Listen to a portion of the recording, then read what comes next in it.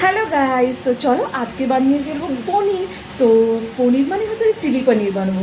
তো মেয়ে আবদার করেছে চিলি পনির খাবে। তো চিলি পনিরের রেসিপি যদি তোমরা কেউ জানতে চাও তো ঝটপট করে দেখে নাও কীভাবে বানাচ্ছে চিলি পনির। খুব তাড়াতাড়ি খুব সহজ উপায় বানিয়ে ফেলবো। পনির বানানোর জন্য দেখো নিয়ে নিয়েছি হচ্ছে পনিরকে ভালো করে কেটে ধুয়ে নিয়েছি।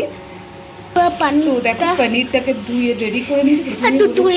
এরপর আমি এর মধ্যে দিয়ে দেবো হচ্ছে, তুমি নিচে রাখো মামা, নিচে আমার মেয়ে হয়েছে ক্যামেরাম্যান এখন। আর এই দেখো 1 স্পুন মতো আমি দিয়ে দিচ্ছি হচ্ছে ভিনিগার। তারপর দিয়ে দেবো হচ্ছে এর মধ্যে আমি দিয়ে দেবো একটু সোয়া সস। একটা দিয়ে দিলাম। এই দেখো সোয়া সস দিয়ে দিলাম এর মধ্যে আমি। এরপর দিয়ে দেবো হচ্ছে আমি এর মধ্যে একটুখানি, এটা ধরো এখানে ঠিক করে, নুন দিয়ে দেবো। নুন, ঠিক বলেছে আমার মেয়ে, নুন দিয়ে দিলাম পরিমাণ মতো। নুন দিয়ে দেবো, হ্যাঁ নুন দিয়ে দিলাম। এবার আদা রসুন বাটা, দেখো আদা রসুন বাটা দিয়ে দিলাম। আর এরপর আমি দিয়ে দেবো হচ্ছে কর্নফ্লাওয়ার দিয়ে দিলাম। হ্যাঁ, তো কর্নফ্লাওয়ার। এরপর আমি দিয়ে দেবো হচ্ছে ময়দা। একটা ময়দা আছে, ময়দা আর টিসে হয়, ভালো হয়, সুইটি হয়, ঠিকই বলেছো। তো এইগুলো দিয়ে আমি ভালো করে এবার মেখে নেবো এটাকে। হ্যাঁ, মেখে নেবো। এরপর দেখো তেল গরম হয়ে গেছে। আমি সমস্ত কিছু উপকরণ দিয়ে ভালো করে এটাকে ম্যারিনেট করে নিয়েছিলাম। এইবারে এটাকে আমি কিন্তু ভেজে নেব। তোমরা চাইলে কিন্তু এর মধ্যে একটু গোলমরিচ গুঁড়ো দিতে পারো, আমার খুব ভালো লাগে। তো গোলমরিচ গুঁড়োটা আমার একটু শেষ হয়ে গেছে বলে আমি এতে দিলাম না, তার বদলে লঙ্কা গুঁড়ো দিয়েছি অল্প করে।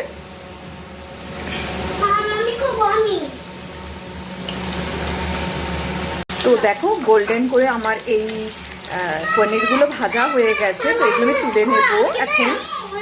তো চলো দেখো, এবার আমি তেলটা গরম হয়ে গেছে, পনিরগুলো সব ভেজে তুলে নিয়েছি, তেল গরম হয়ে গেছে। তো আচ্ছা তুমি ধরো তাহলে, হয়ে গেছে। এবার আমি দিয়ে দিই পেঁয়াজ। সরে না মামা, তুই সরে যাবো, আমার তেল ছিটকে যাবে মামা, তোমাকে করতে হবে না, আমি করছি। তো পেঁয়াজগুলো দিয়ে হালকা করে একটু ভেজে নেবো। এর সাথে তুমি ক্যাপসিকাম দিতে পারো। আজকে ক্যাপসিকাম নেই বলে, কালকে যেহেতু আমরা চিকেন করেছিলাম, চিলি চিকেন করেছিলাম, সেই জন্য পনির কালকে দিয়েছিলাম। তো আজকে নিয়ে আবদার করেছে বলেই এটা করছি। তো তোমরা পারলে এর মধ্যে ক্যাপসিকামও দিতে পারো। তো চলো এটাকে হালকা করে ফ্রাই করে নিই। তো এরপর আমি দিয়ে দেবো, দেখো রসুনকে আমি থেতো করে নিয়েছি। তো রসুনটাকে কুচি কুচি করে যদি কাটতে পারো তো ভালো, নইলে থেতো করে দিলেও কিন্তু সেই সেম ফ্লেভারই থাকে। তো সেই জন্য আমি রসুনটা থেতো করে দিলাম এর মধ্যে। আর এরপর দিয়ে দিয়ে দেখো আদা আর রসুন বাটা অল্প করে।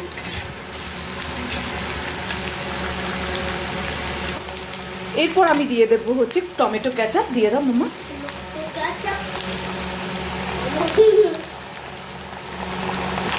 এরপর দিয়ে দেবো হচ্ছে সোয়া সস।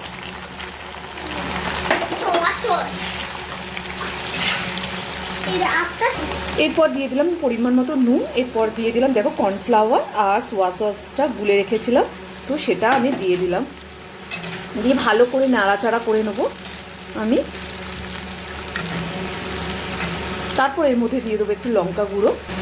দেখো লঙ্কা গুঁড়োটা দিয়ে ভালো করে নাড়াচাড়া করে নিচ্ছি। এবার দেখো যে পনিরগুলো আমি ভেজে রেখেছিলাম সেইগুলো এবার এর মধ্যে দিয়ে দিলাম, দিয়ে ভালো করে নাড়াচাড়া করে নেব।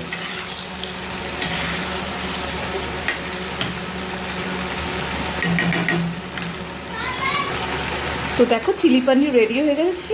তোমরা চাইলে তোমরাও ঠিক এভাবেই চিলি পনির বাড়িতে বানিয়ে খেতে পারো, আর খুব টেস্টি হয়। আমি অনেকবার বানিয়েছি, খুব ভালো খেতে হয়। চলো ভিডিওটা কেমন লাগলো অবশ্যই একটু লাইক করে দিও, শেয়ার করে। Tata, bye bye. দেখো চিলি পনির রেডি হয়ে গেছে আর মেয়েও খাচ্ছে। তো কেমন হচ্ছে সৃজা, কেমন হয়েছে? ভালো হয়েছে। তো ছেলেকে শুধু ভাজা দিয়েছি, ও যেহেতু একটু ছাল আছে বলে খেতে পারবে না। চলো টাটা।